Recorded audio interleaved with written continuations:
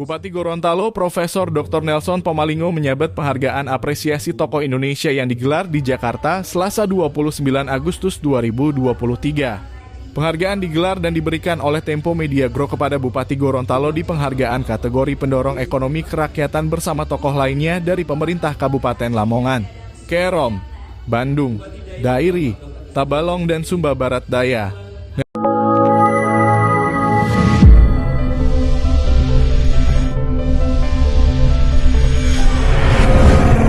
Nelson Pomalingo mengungkapkan rasa terima kasihnya kepada Tempo Media yang kredibel telah percaya dan memberikan penghargaan itu kepada dirinya sebagai tokoh pendorong ekonomi kerakyatan. Menerima penghargaan ini, Nelson mengaku akan bekerja lebih keras lagi untuk rakyat Gorontalo dan penghargaan akan ia berikan untuk rakyat Gorontalo. Terkait dengan apresiasi tokoh Indonesia, saya sekali lagi berbangga kepada Tempo karena Tempo ini adalah merupakan majalah yang kredibel dan saya juga tidak tahu mereka berikan penghargaan tanpa diberitahu, dan menurut saya itu hal yang luar biasa. Yang kedua, yang saya mendapatkan penghargaan ini adalah pemimpin mendorong ekonomi kerakyatan, dan memang benar rakyat saya paling banyak orang miskin dulu dari 21,8 yang paling terakhir dari 5 kabupaten 1 kota, dan alhamdulillah sekarang ranking 3, jadi sudah ada kenaikan kita walaupun belum selesai semuanya. Yang satu, yang kedua yang kita dorong adalah pertanian terpadu dan UMKM dan koperasi. Terakhir hari ini kita juga dorong World Coconut Day di hari kelapa sebelumnya, dan kalau bicara kelapa itu adalah milik rakyat. Beda dengan kelapa sawit, 80% milik rakyat, kalau kelapa sawit 80% milik pengusaha. Dan itu dibutuhkan oleh rakyat dari akar sampai dengan daun, ya. Kemudian kita lahir sampai meninggal menggunakan daun dan manfaatnya.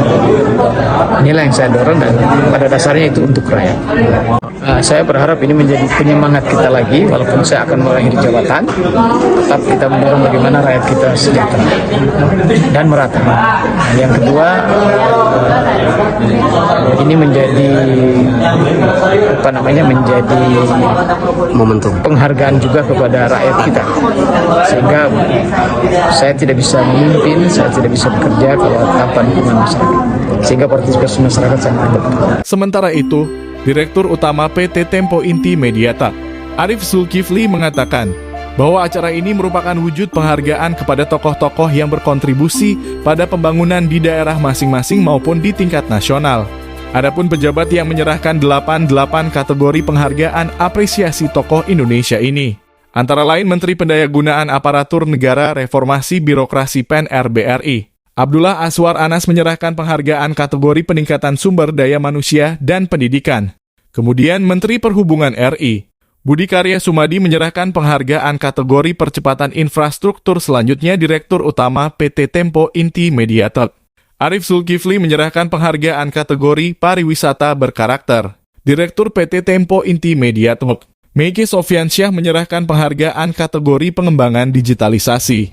Dan Direktur PT Tempo Inti Mediatek, Budi Setiarso, menyerahkan penghargaan kategori pendorong ekonomi kerakyatan. Direktur Jenderal Percepatan Pembangunan Daerah Tertinggal, Rafdinau, menyerahkan penghargaan kategori pembangunan daerah 3T. Menteri Dalam Negeri, Tito Karnavian, menyerahkan penghargaan kategori pejabat kepala daerah inovatif. Serta Direktur Tempo Digital, Wahyu Diatmika, menyerahkan penghargaan kategori penggerak kemajuan daerah berciri kepulauan. Acara ini menurut Arif merupakan wujud penghargaan Tempo terhadap tokoh-tokoh yang berkontribusi pada pembangunan di daerah masing-masing dan di tingkat nasional. Saya sampaikan juga, ini kan satu bentuk apresiasi kita kepada daerah yang saya pribadi dan Tempo melihat problem spesifik dari masing-masing daerah itu berbeda-beda, gitu. Jadi nggak bisa dipukul rata. Nah, inilah esensi dari desentralisasi kan. Jadi kepala daerah adalah orang yang memahami betul problem spesifik dari masing-masing daerahnya. Dia bukan drop-dropan dari Jakarta seperti zaman dulu begitu. Nah, dengan demikian kita bisa lihat apa yang terjadi di Gorontalo, ya Pak, ya. Tantangannya sudah diketahui, dipilih karena memang orang daerah, sehingga solusi-solusinya adalah solusi-solusi yang genuine, solusi yang memang dibutuhkan oleh masyarakat, sesuai problemnya masyarakat. Dan potensi wilayah kita Betul. Nah, jadi kami juga kan ketika mau menjalankan penjurian ini kan juga mereksa semuanya, Pak.